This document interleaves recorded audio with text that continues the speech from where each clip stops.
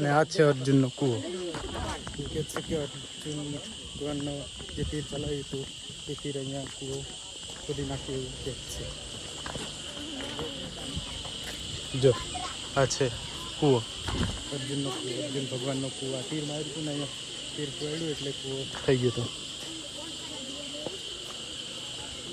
જો આ રહ્યો.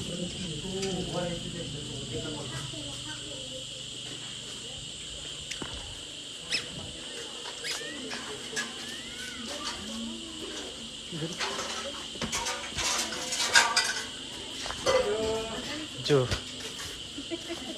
અર્જુન ભગવાનનો કૂવો. એ કેટલો કુંડો એટલે